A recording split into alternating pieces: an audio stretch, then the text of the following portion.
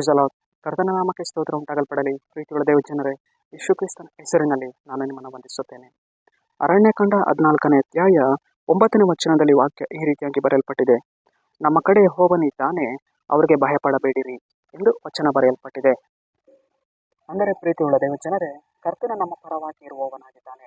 ದೇವರ ಆತ್ಮನು ನಮ್ಮ ಪರವಾಗಿ ಇರುವವನಾಗಿದ್ದಾನೆ. ನಾವು ಇವತ್ತು ಭಯಪಡುವಂಥದ್ದು ಬೇಡ. ಕರ್ತನ ಆತ್ಮನು ನಮ್ಮ ಸಂಗಡಿಗನಾಗಿ ನಡೆದು ಹೋಗುವವನಾಗಿದ್ದಾನೆ. ನಾವು ಇವತ್ತು ಅನೇಕ ಸಮಯಗಳಲ್ಲಿ ನಾವು ಭಯಪಡ್ತೇವೆ. ನಾನು ಏನು ಮಾಡಬೇಕು ನನಗೆ ಗೊತ್ತಾಗ್ತಿಲ್ಲ. ಇವತ್ತು ಭಯದ ಕಾರ್ಯ ನನ್ನ ಜೀವಿತಗಳಲ್ಲಿ ಹೋರಾಡಿಕೊಂಡಿದೆ. ನಾನು ಯಾವ ಒಂದು ಪರಿಸ್ಥಿತಿಯಲ್ಲಿ ನಡೆದು ಹೋಗ್ತಾ ಇದ್ದೇನೆ, ಒಂದು ಭಯದ ಕಾರ್ಯ ನನ್ನ ಜೀವಿತದಲ್ಲಿ ಹೋರಾಡಿಕೊಂಡಿದೆ ಎಂದು ಅನೇಕ ವರ್ತಿ ನಾವು ನೆನೆಸ್ತೇವೆ. ಆದರೆ ಪ್ರೀತಿಗಳ ದೇವಜನರೇ, ನಾವು ಇವತ್ತು ಭಯಪಡುವಂಥದ್ದು ಬೇಡ. ಕರ್ತನು ನಮ್ಮ ಸಂಗಡಿಗನಾಗಿರುವವನಾಗಿದ್ದಾನೆ. ಕರ್ತನು ನಮಗೆ ಇವತ್ತು ನೆರಳಾಗಿರುವವನಾಗಿದ್ದಾನೆ. ಕರ್ತನು ನಮ್ಮ ಮುಂದೆ ಹೋಗುವವನಾಗಿದ್ದಾನೆ. ನಮಗೆ ಇರುವಂತಹ ಭಯಗಳನ್ನು ನೀಗಿಸುವವನು, ನಮಗೆ ಇರುವಂತಹ ಹೋರಾಟಗಳನ್ನು ನೀಗಿಸುವವನು, ಕರ್ತನು ನಮಗೆ ನೆರಳಾಗಿದ್ದು ನಡೆಸುವವನಾಗಿದ್ದಾನೆ. ಸರಿ, ನಾವು ಪ್ರಾರ್ಥಿಸೋಣ. ಕರ್ತನ ನಿಮಗೆ ಸ್ತೋತ್ರ ಸ್ವಾಮಿ. ಮುಂಜಾನೆ ವೇಳೆಯಲ್ಲಿ ಕರ್ತನೆ, ಈ ವಾಕ್ಯ ಭಾಗ ಸಂದೇಶವನ್ನು ನೋಡ್ತಾ ಇರುವ ಜನಗಳು ನೀನು ಸಂಧಿಸು. ನಿನ್ನ ಜನರ ಜೀವಿತದಲ್ಲಿ ಕರ್ತನೆ, ನೀನು ಅವರ ಸಂಗಡ ಇದ್ದು ಭಯದ ಕಾರ್ಯಗಳಿಂದ ಬಿಡುಗಡೆ ಮಾಡಬೇಕಾಗಿ ಸ್ತೋತ್ರ. ಅಜಯ ರೀತಿಯ ಶುಭ ನಾಮದಲ್ಲಿ ತಂದೆಯೇ, ಆಮೆನ್.